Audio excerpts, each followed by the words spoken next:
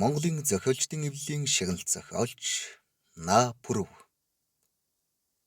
сэтгэлийн нар жаргадаггүй тууж 3 дугаар хэсэг. Саран чимгийг энэ сарын өнгө дундрахаас өмнө урлан зурх байлаа. Зураачийн газраар тараасан олон өнгийн будаг хоорондоо холилдон дур тавьж гинших дууны аяз цаасан дээр улаан өнгөөр бууж хар цагаантай холилдон бүүдийхтэй бүүдийж сааралдахдаа сааралдаж шаргалтан гэрэлтэхдээ гэрэлтэж байв. Яг энэ шөнийг олон өнгийн будаг бүрээс хольж олно гэдэг саран чимгийн сэтгэл дур алдсан агшин байв.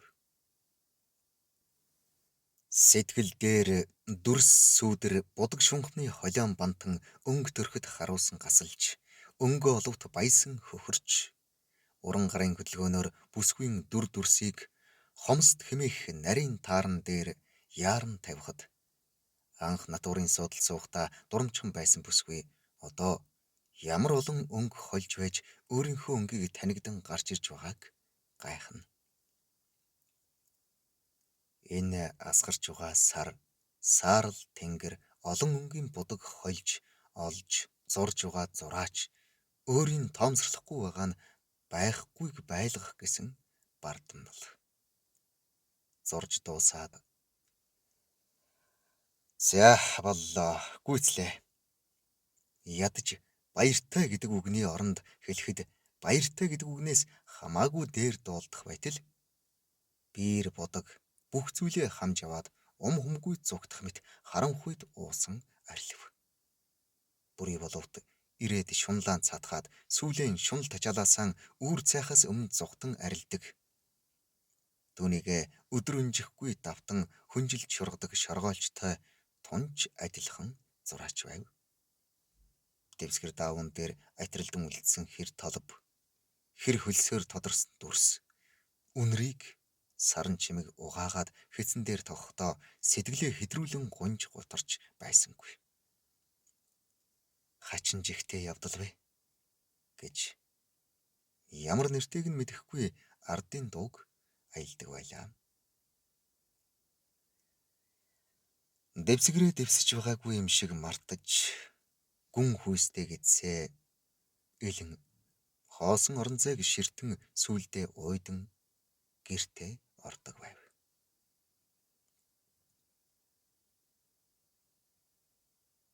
Энэ удаа би чамайг зурмаар байна гэсэн ганц үгийн зөвшөөрөл болж хөгшин улаасны сүүдэрт өгрөн хөсрөйтөх бүртэн олон янзын будгаар өнгө нялан будсан вандан сандал дээр хөл ачин сууж зургаан зуруулаад эцэст нь хаягдсан өөрөөсөө ичж байв.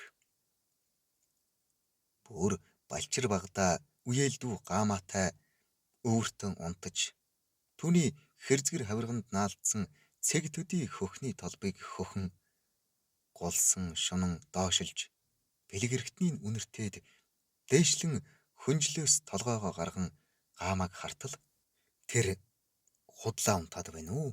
Үнэн унтаад байна уу? Бүү мэд нүдэн аниатай ажуухан амьсгалж байдаг байв.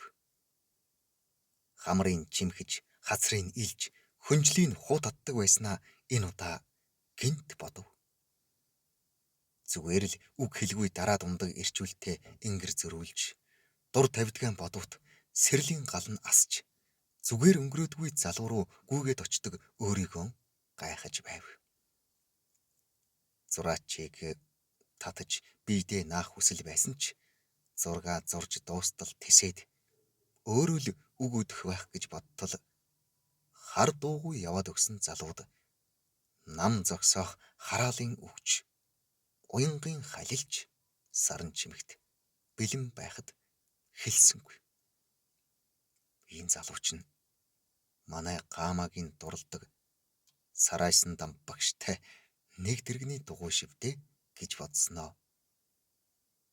Ингэж бодвол дурлаж гай болохгүй гэсэн хачин сонин айдас хамаг биед нь шургаж нилээд даарснаа ухааран хөгшин улаасны дэргэд өгөрч хагарсан ч хэн нэг нь хэвдсэн ч суусан ч бат бөх хിവэр байгаа өгзгөнд арчуулж өнгө орсон хул шаргал модон сандлаас босч гэрийн зүг гэлдэрлээ.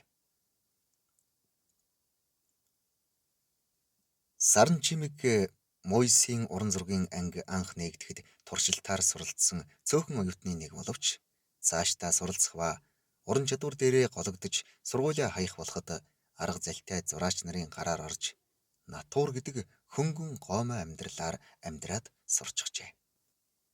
Ихэнх зураач нарын уран бүтээлд мөнхөрсөн эмэгтэйчүүдийн бие галбир сарн чимгийнх байв. Тэр өдөр Гама тэшүүр дээрээ хайр дурлалд мансууран шувуу шиг нисч хүүхэд наснаасаа хулан шиг холжиж байхдаа улсын рекорд амжилтыг 59 секундээр эвдсэн байв. Яагаад 1 минут биш гэж маргах юм бол аливаад бас нэг юм дутаж байдаг да. Онгийн голын мөсөн дээр буусан аяган чинээ сарны дүрсийг харсан Гама багшаа үүнийг хардаа. Юу вэ? Мөсөн дээр мөнгөн аяга. Энэ бол ард түмэн зохиосон биш. Харсан л байна шүү дээ. Улаанбаатарт улаасны доор тавиад мартсан хөсрийн сандал дээр асгарсан сарны гэрэлд үзэсгэлэнт бүсгүйг зураач дур хүслээ ил тавиагүй ч өнгөөр тоглон бүтээж байхад голын цэнхэр мөсөн дээр сарны дүрс буусан нь ямар ч зураачийн авьяасыг шавхаж гарах өнгө байлаа. Ийм тогтун дулаахан шөнө ямаан дах нөмөрч хээрийн задгай түүдгийн элчинд зөөрмөглөн нүдний хороон тайлж халуун цай халуун шүл оочхоо мартахгүйгээр Гама тэшүүрийн бэлтгэлээ хангана. Шөнийн харанх үед тентэр тунтар гэж явхаар бэлтгэлээ хангаад өглөө гэрээдэн зүтгэх санал гаргасан сараас нь дамб галын илч бараадан ямаан дахтан орхтон дахаар нь хулдан хучиж халуун шүл оочлох нь уран зургийн том танхимд яг энэ дүр төрхөөрөө зураг болон мөнх орших хүсэл мөрөөдлийн сэрээдэг байв. Гама сарн чимэг хоёр балчир наснаас ээжийнхээ наг зах уран сэлбэрч гэлэг дандраар зураг зурх тэг гортыг заалгаж өнгө будганд уусан дасчээ.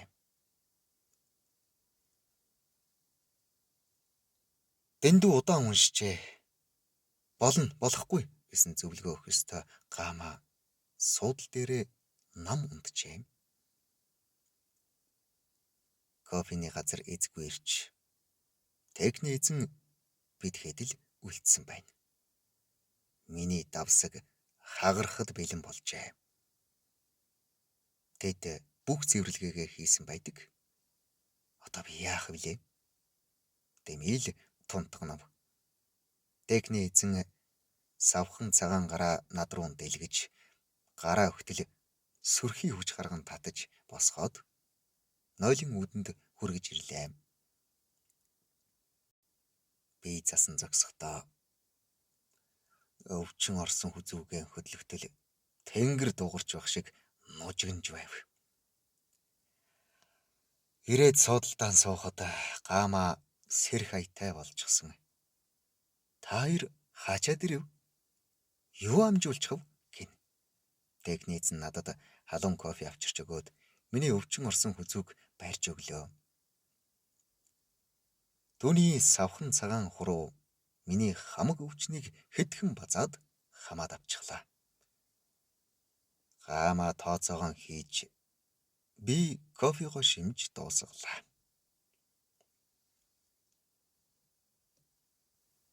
6. 18 насны гоо үзэсгэлэнг дэнлүү бүдгэртэл асаасан Гамаг харсан хөвгүүдийн нүд эрвэхэдэнгийн гал eerх шиг боловч шандаж өгөхгүй харин гологдсондоо гиюрч гундана. Нар сэлхэнд борлсон ангийнхаа огтоос өөр Гама цасан цагаан царайтай. Гамагийн давхраатай хар нүд нарийн хөмсөг шонхор хамар нэмгэн уруул мүлжсэн тойг шиг эрвэн мөрөн дээрх чимэг болжээ. Богин цээж дэрс шиг урт хөл тэгш нуруу дээгүүр харц алхаа гიშгэн жавхаатай харагдана. Гамагийн ээж нь охиноосоо дутаад байх юмгүй сайхан авгай орон гэрээ өөд татан цэвэр цэмцгэр аж төрнө. Ээж охин хоёр зэрэгцэн алхаж явхад өвөр хангаа аймаг өнгө орж үүнийг харсан эрчүүд өдрийн бодол шөнийн зүүд болохыг хар зөнгөөрөө мэдсэн хүүхнүүдийн сэтгэлийн хорсол буцалдаг байв. Үзэсгэлэнтэй төрсөн нь гай гачаал шунал тачаалд орооцолдох орчлон юм. Цэрмэ авгаа эрвэхээ зөгийн хэдгэнд эргэцэн цэцэг явахдаа гамаг төрүүлж хараад л согтдог харцанд ингэр задгаалаагүй ч хар хов хоёрт хорлогдсон хаяж явсан нөхрийнхөө араас гүйсэнгүй үнэнч журамтай байснаа харуулах гэж хумсаан хурцлан хормой хумжээ. Харц бардам явж өөрийн хуулан төрсөн гамааг эцгээр л дутааснаас өөрөөр өөгүй сайхан өсгөжээ. Цэрмэ эхээс хоёулаа. Уран сэлбэрч гэлэг дандар гээч хүний гар дээр төрсөн гал зэнэр. Цэрмагийн ах уран зундуй. Барт хүрээний номын сэлбэрчин байгаад ардын засаг тогтоход хар болжээ. Ардын засгийн төлөөлөгчийн хүсэлтээр даргын ширээ сандал, анхны танхимын сургуулийн ширээ сандал, байрны хүүхдийн ор галдгооны сав шүүгээ хийсэн нь гавьяат үйлс болж ардын намын 3 дугаар их хуралд төлөөлөгчөөр сонгогдож байжээ. Аймгийн артел байгуулагдахад анхны мужаанаар орж насаараа тэнд мужаан хийжээ. Цэрмэ ахыгаа дагаж гэзэг хөв гэдэг газраас 2 тэмээгээр нүүж аймагт ирээд нэг тэмээгийн өвлийн идэж нөгөө нь нарсан гуайлангаар арилжиж ахтайгаан авраг гэдэг хөөргөөр гуайлангаан зүсэн гэрийн тавилга мод хийж арвай хэрт ам зуусан байна. Артелд ажилчин авахд ахыгаан даган орж насаараа л авдар сав гэрийн модонд хээ тавьжээ. Цэрмэ зундуй хоёрын ойрын төрөл гэлэг дандрын хүү шовдор орос хэлний хичээл заадаг багш байх боловч тэд хоорондоо ойртож төрөлсдгүй хүмүүс байв. Цэрмагийн ээж нь 10 хүрээний лам нарын хурал номын хувцас зээгт наамал торго дурдан дээр хатгамал бурхан урлаж дайлан аягны ууд малгай монгол гутал хийж уух цай идэх хоолон олдог уран надимд гээч хүрээнд цуутай сайхан хүүхэн байв. Гама өвгдээцсийнхээ урухааныг өвлөж аваагүй ч зүс царайгаараа гайхагдах үзэсгэлэнтэй төржээ. Надимд гуайн гараар бүтсэн торгон дээр хатгсан 21 дарихийн дүр амьлуулсан хатгамал зээгт наамал хослуулсан их хүнл бурхан Улаанбаатар хотод дүрслэх урлагийн музейд хадгалагдаж байдаг билээ. Сарайсан дамбын их эрдэнэ 10 хүрээний бурханч лам нагацах ойдв жамбын орчлонд орхин отсон 8 жангийн байшинтай дуган сүйдрвч хаалгатай шургаагийн хашаанд хумбан аяг хөмөрч тавьсан юм шиг цагаан герт амьдрна. 8 жангийн байшин хашааг нь үзэл сурталт нийцэхгүй гэсэн төр засгийн шийдвэрээр буулгаж хураан авснаас хойш нааш харсан нэгний хашаа хороонд бууж ам хилэнд өртөхгүй гэж цэгцтэй цэмбгэрэн үзүүлэн нэр хичээнэ. Ойдв жамба баримтлагдахтаа уг нь миний мал хөрөнгийг дагналтайн дэрс гэдэг газарт гомб сүрэн 2 маллаж байдаг юм. Тэрний хойноос битгий шунаарай. Энэ төр хурааж авах биз. Байшинд алт мөнгө, шүр сувдан хэрэглэл гайгүй юм бий. Голомтынхоо дор газар ухаж булаад ариг гамтай хэрэглэн ам зуухыг хичээгээрэй. Ганц хүн айл болохгүй гэдэг. Сайн сансан хүнээс үр үндсийн минь төрүүлж гал голомтын минь эзэнтэй болгоорой. Ах нь эргэж ирэхгүй биз гэд баримтлагдахаас өмнө хашаандаа нүхүхэн үнэтэй бүхнээ шороонд дарж Эрдэнэ бүсгүйд таних тэмдэг тавьснаа зааж өгчээ. Ойдов Жамба 9 жилийн ял аваад түнхлийн хорих газарт мод хийж байхдаа таалал болжээ. Тооны цамх гэн модон хаалттай, хаалт бүхэн нь улаан шунхан дээр зөмбөр хээтэй. Голын ганц цамх гэн шилэн цонхтой энэ айл гэр дотроон гэрэл гэгээтэй саруулхан. Хаалган дээрээ түм насан хээтэй, хаяагаран эсгий дотортой модон хаяавчтай. Гэрийн хоймор дах хоёр жижиг цулгай улаан авдраа үлзий утсан хээтэй гуйлан цоожоор цоожилж, дээр нь олон нүдтэй тавиур тавьсан нь Ойдов Жамб ламын биер бэх урлан бүтээлийн сав байв. Одоо шургуулга бүхэнд нь Сарайсан дамбын өдөр тутам хэрэгэлдэг дэвтэр ном үзэг харанда Эрдэнэ авгайн зүү утасны сав, нарийн ширээн жижиг сажиг зүйлийн эмх зэгцтэй хийжээ. Сарайсан дамбынх гэдэг айл тог тухтай. Дээр нь Эрдэнэ авгай урдуураа өнгөрснийг ууж идгэж дуудсан хүний хөл татардаггүй айл байв.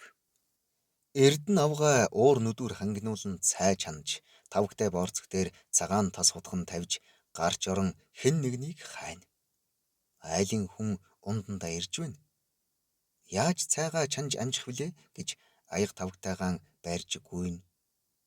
Хэн нэгэн нь хүм муу хэлбэл өөр юм яриач хөө гэж үгийн хорой хийх нь Ойдов Жамб ламаас өвлөж авсан эрдэм нь. Тос чихрэн таарсан түнтгэр улаан боов хийж орж ирсэн танихгүй хүн бүхнийг ид уу гэж шахсан зан ааш цайдээ сайхантай хүн байв. Яах гэж ингэдэг юм гэхээр хүүгийнхээ нэрийг бодож хичээх юм гин. Эрдэнэ авгайн эзгүй өдөр хавь ойрын хүмүүс ирж суран үгүйлнэ. Эрдэнэ авгай гаднаас ирэхдээ нэг зүйл ирж сурсан хүн дагуулж ирээд бүгдийг өгч чадахгүй. Өөрт ч хэрэг болж болно.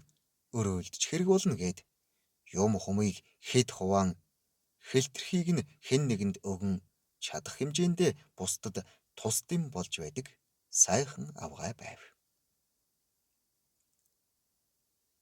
Битгий ингэж бай гэхээр хийх ажилгүй хүн ингэж суухгүй бол өдөр хоног барагдахгүй юм. Яах вэ дээ? Инглээгээд ядарч зүдрээд хоосорч барагдаад байгаа юм алга гэж зөрнө. Нагацах Ойдов Жамбын авдарт үлдсэн төвд эм тан, зааны соёо, цагаан гүгэл, дайлит сугар, далайн давс, баавгаан донд, ховор юм бүхнээ Эрдэнэ авгай хэрэгтэй хүнд хэлтлэн өвч хизээд барагдахгүй ариг гамтай сайн хадгална. Эрэлд мохордсон олон түмэнтэйгээж хуваалцна.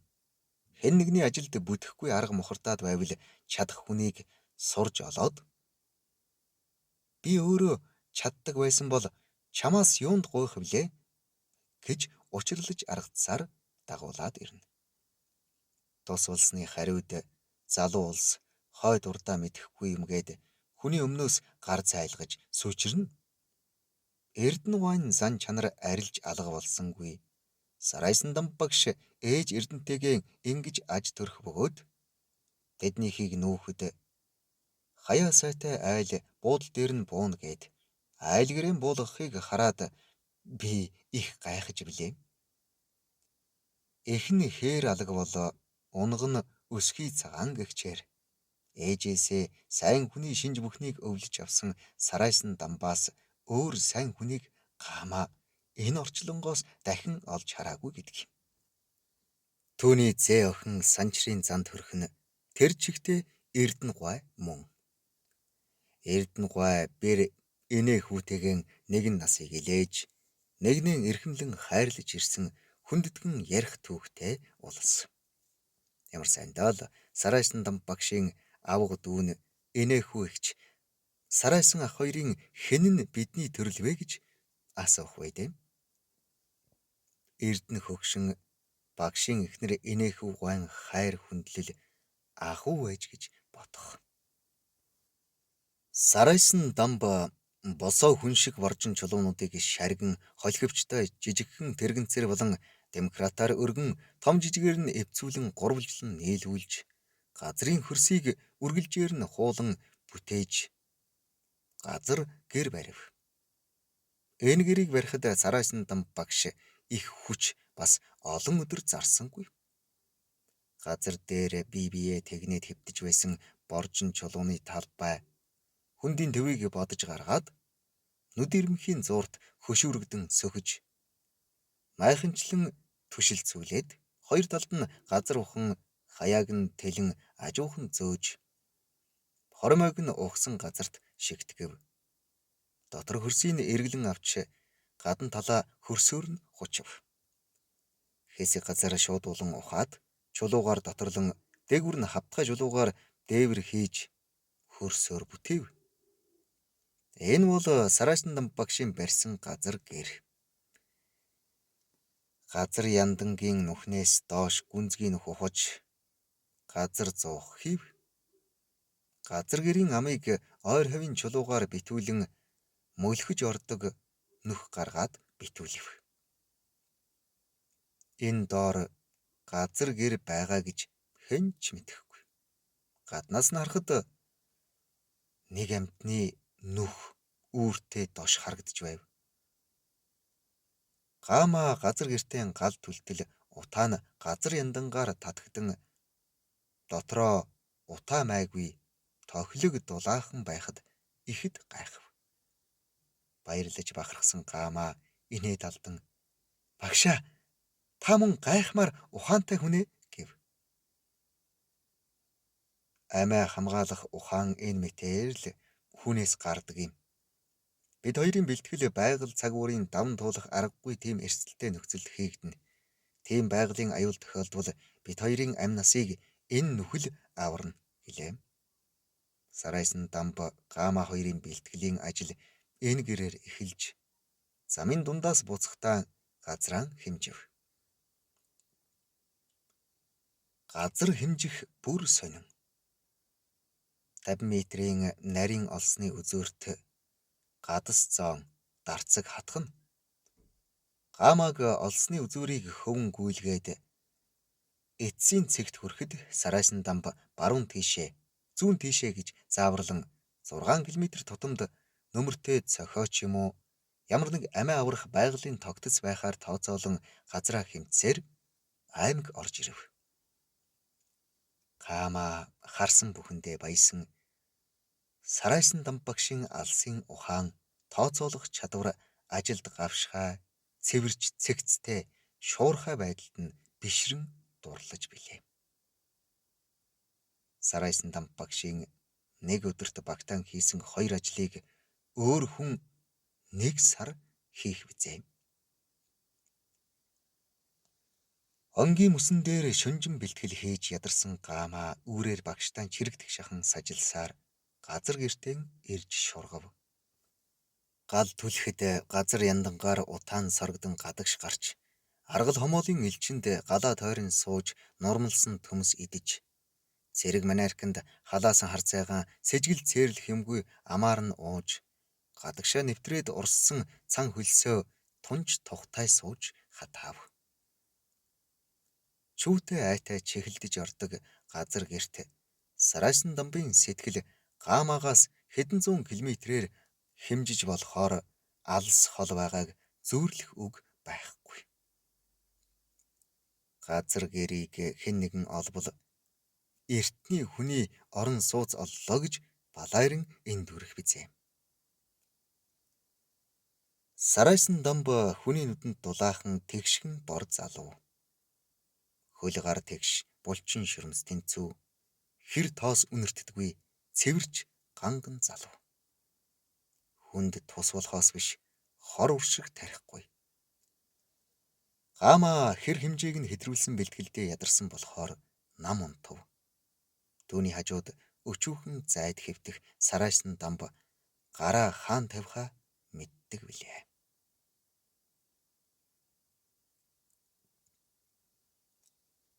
Долоо. Асж байгаа лав бол харанхуйг шатаах төр зүрийн хэрэгсэл юм. Тэрнээс харанхуй ертөнцид хараа оруулж буй хэрэгсэл биш. Түнэр харанхуй бол ертөнцийн явдлаас хүнийг тусгаарлаж байгаа өдөн дэрнүүд юм шиг.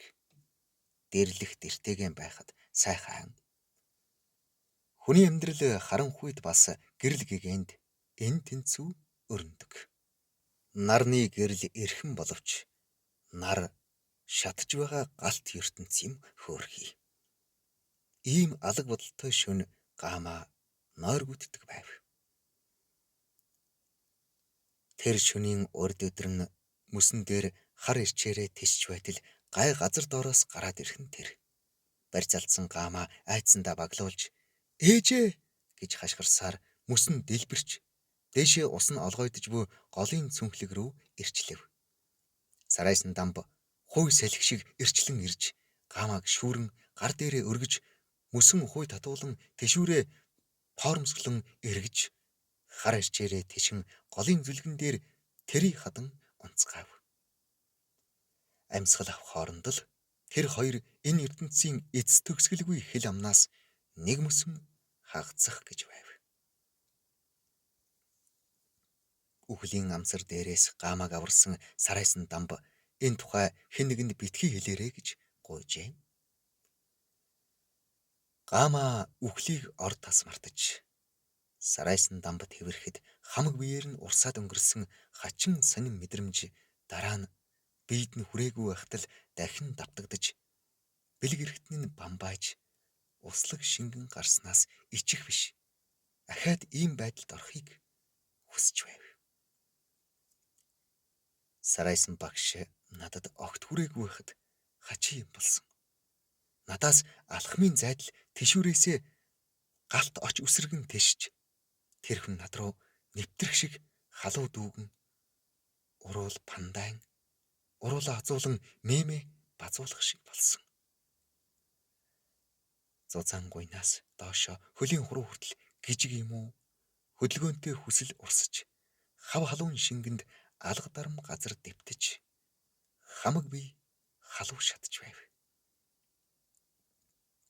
Жавар тас нисхийн мөсгөлдөж энэ тэнд ус олгойдон голын мөс тэлж байхад би гэж тэнэг амтэн үүлэн борооны хий хоосон хүслийн хангалгаар дур тавьж тэшүүр дээрээ жаргаж байлаа. Багш намайг ард үлдэн ингэж жаргахаар хүлээн.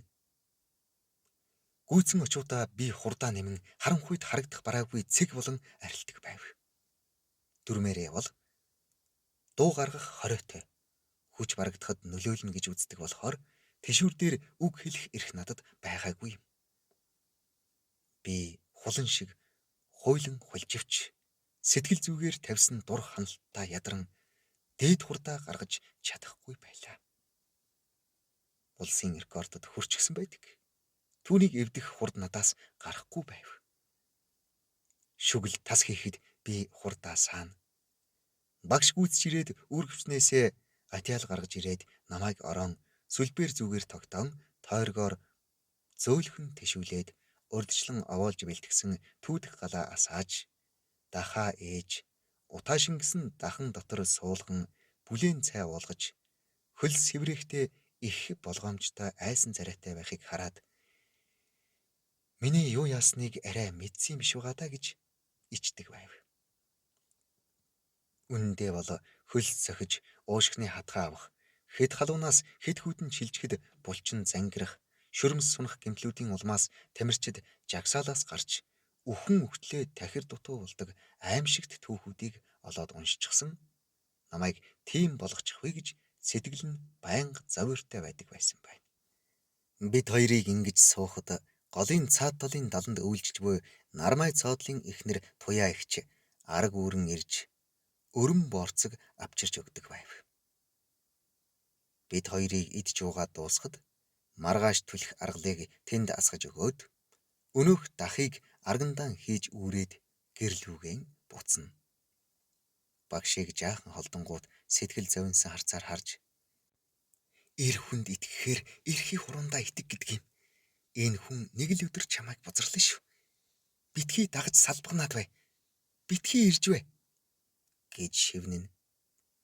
Тэгсхийгээд арганд хийсэн дахаан үүрэн гэрлүүгэн явдаг байв. Хатаж ангасан шар хөндийг согтуугийн хоолой гинэ. Энэ хөндийг уруудан ижжээн дундлах тухайсан нохой борог үндэс чулуу шөргөн үнэртэн шиншиж, арав үрт нь хаяглан хойд хөлөөрөө шороод цацна. Нохойны хошуунаас айж дөрвсөн хорхой шавж огтон зурам орчлон хорвоо уужим тул ам гарч, зарим нь орших нүхэн ирээд олохгүй сандарч байлаа. Нохой хорхой шавж үсчин цойлох алаг даахайтай хөөцөлдсөнгүй. Дэгдэн арилах туулааны араас давхисангүй. Энд байдаг бүхэнтэй ижил дасал болсон уяандаан ойртоход хоол нь идүүрэн халиад асгарч байдаг болохоор уушгаан урагдж улаан давхайгаан цоортлон давхиж хүчээн гаргах хэрэг байсангүй. Согтуугийн хоолойд ургасан өвсөн дээгүр жирэлгэж, эргэн буцан үнэртэж, дахин эргэлцээр бусдаасаа ялгарх юмгүй сөрвийсэн шар ус зайдлан бөгсөн ойртуулан дүлж чацаг алдлаа. Өмхийгөө ингэж гаргахын тулд нохой өвс бүрийг шиншиж согтуугийн хоолойг нэгжив. Чацганд булагдсан өвс ой гутан муужравч, үндсэн ширэлцэн энэ газраас хаачих билээ. Уяанаасаа тавигдахын жаргалыг эдэлж явсан нохой согтуугийн хоолойг уруудан ирж яваа суудлын саарал тэргэрүү амаа ангаан араа шүдэн ярзаалган давхиад хуу татах хүч хүрсэнгүй тоосонд нь орооцолдон хоцорлоо. Чон нохой хоёр арьс хуу татан амьдаар нь идэх адын тэнгэртэй амьтан. Нохой хүний гарт идээссэн болохоор алж идэх хүсэл нь нойрсож байгаа боловч эзнээсийн өөр хүнийг харавд хуу татахаар дүрлцэн аснаа. Гама олон жилийн урд чонд хөөгдөн онгийн голын мөсөн дээгүр хөлийн хурд шалган тэсчгүйснээ санах гэж нүдээ хагас анив.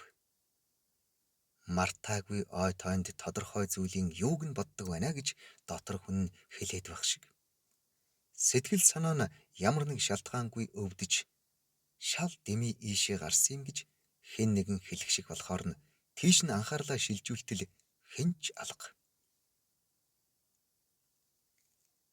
Хөгс саарл үйлс холилдон язмагтаж цас бударч байснаа яав гэмээр аниргүй нам гүм болж салхи эргэж хурайлж байснаа бутны цаана туулаа хэвчин олсон юм шиг нам гүм болж хамаг муу бүхнээ нөмрөгдсөн баг гэр шиг бүрхийж дүнсэв.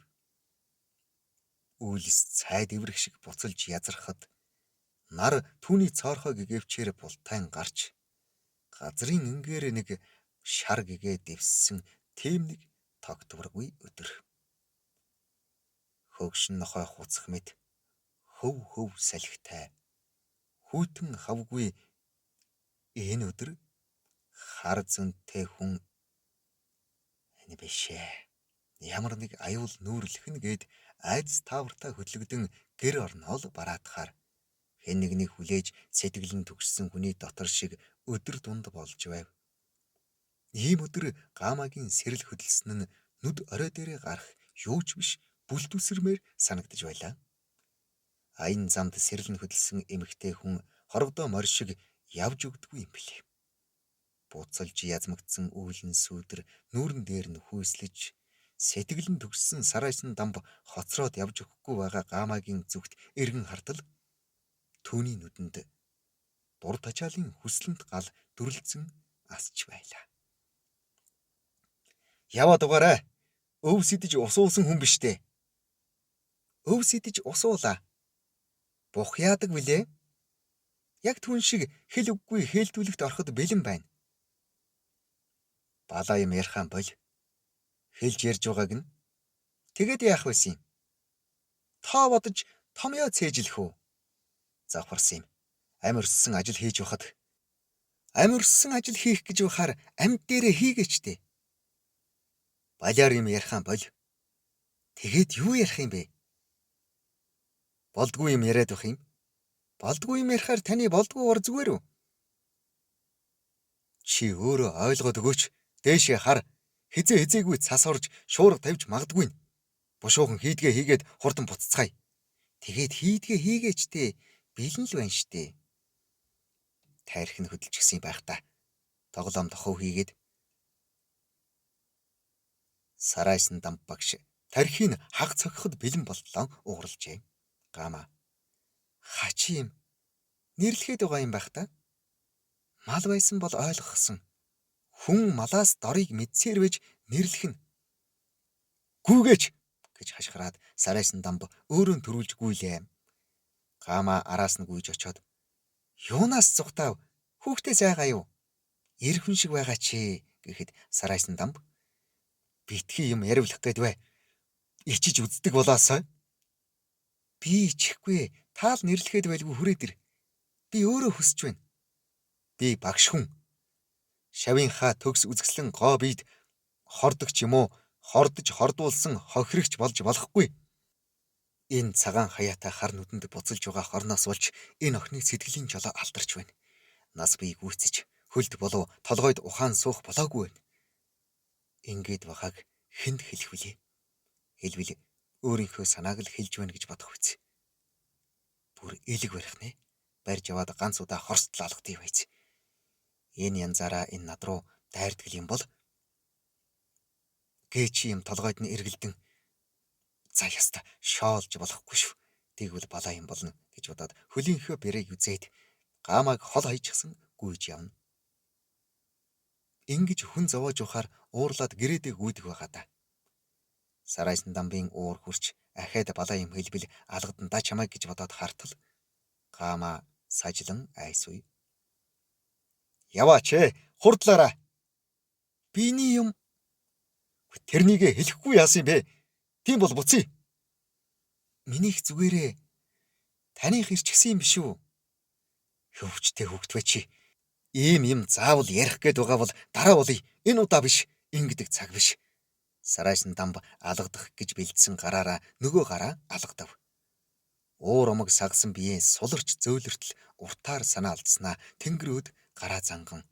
Харж байна уу? Цагаагаар муудж байна. Бэлтгэлээ тасалж болохгүй. Энэ бэлтгэлийн дараа тэмцээн болно. Тэр болтол ялалтад саад болох бүхнийг твч. За, гүүгээрээ. Дур хүсэл нь бадаарч бэлгэрхт нь бамбайж нүүр минэрсэн байгаа Гама айж ичихгүй байв. Багш биш болсон шүү. Чи миний хувьд зүгээр хүсэж байна гэдгээ хэлдэг хүн болсон. Чи одоо намайг хүсэхгүй байна гэж үү те? Ир хүн шиг байж чадахгүй маяглаад гэж дотор хүн үглэж байгаач амнаасаа үг болгож гаргасангүй. Багшаасаа зүхдах биш. Түүнийг шаардаад байхаар нь түүнээс хурдан гэдгээ үзүүлэх гэж хурдаа нэмэв. Туулсан газар онгийн голд туулж мөсөнд нүрээ наагаад багшийн нүрийг яаж харнаа гэж бодтол сэрэл тачаал нь сурггүй болж гал шиг халсан биеийн элчинд мөс мэлтэгнэн хөлдөж байв. Гэтэл яадаг юм? Хэлж чадлаа. Хохин чи юм уу харамсна гайгүй гэж хорсож гомдсон зүрхний цохилд дээврээс тусах усны тусал мөсөн дээр буугаад бяц усэрч байх шиг цохилж байв. Яарч сандарсан багш хурч ирээд бос халсан бие мөсөөр хайрвал хизээч идэхгүй өвчин тусна гэж сандран хэлэхэд босон харайлаа. Зориг муутайхан харвал багш тун энгийн бүрч энгийн болчихсон. Огт тэдний дунд ямар нэг яриа өрнөөгүй юм шиг үргэлжил тэгж харж байдаг өнөөл энгийн харцаар харж 16 тоот дасглаа хийхэд бэлдээрээ хөлдөө мөрний хэмжээний зай ав. Амьсгалаа аваад хамраараа аажуухан гаргаарай. Давтъя. Дахин давтъя.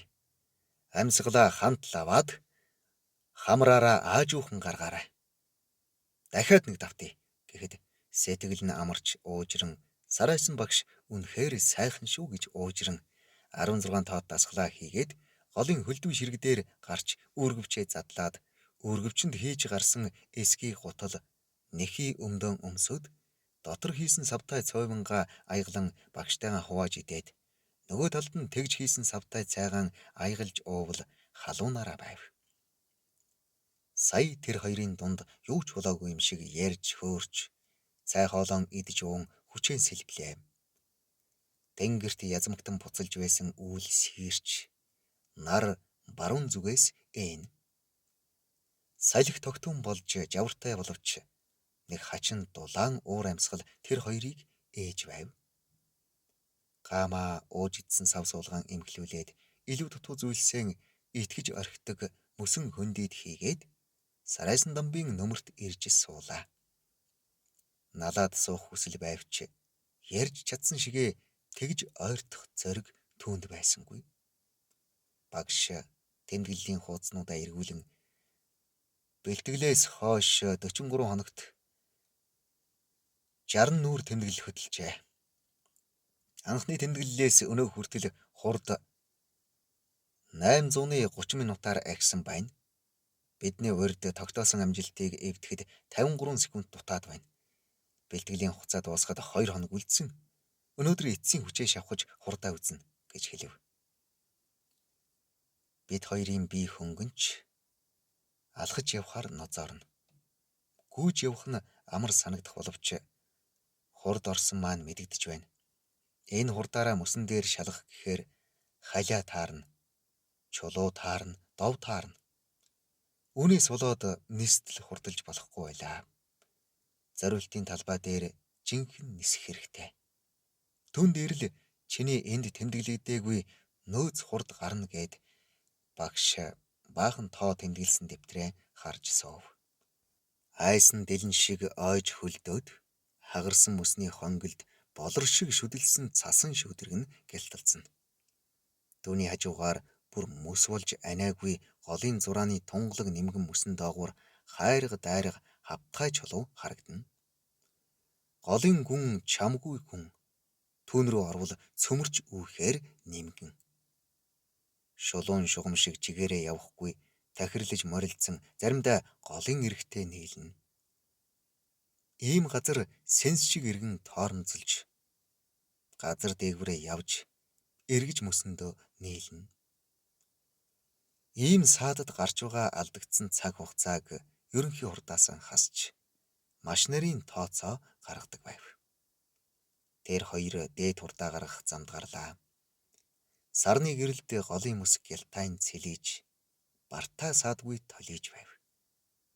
Сарайсан дамб сүр сархийн тишж ирээд түүнийг араас нь бүслэхийгээр нь тэврээд авлаа. Үүнийг л хүсэж байсан Гамаа арагшаа гэдгийн шанаанд нь нүрээ наав. Чиний ноён нуруу нурчих вэ? Би бас чамаагаа хүсээд төвчгээ болсон. Төвчээр гэж надад байхгүй болсон.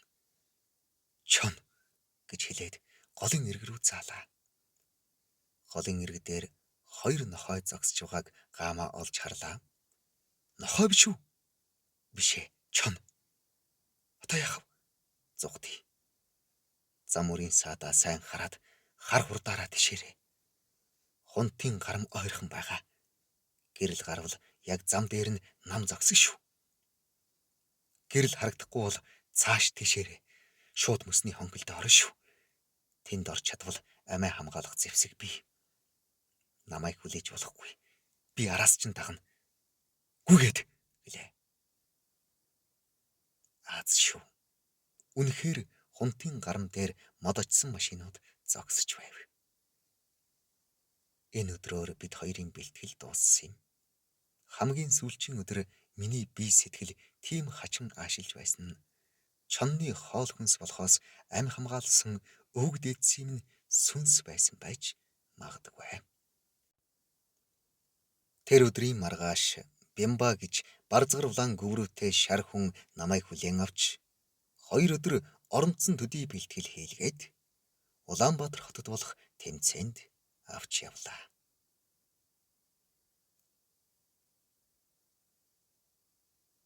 Зохиолыг бичсэн Монголын зохиолчдын эвлэлийн шагналт зохиолч Напүрв.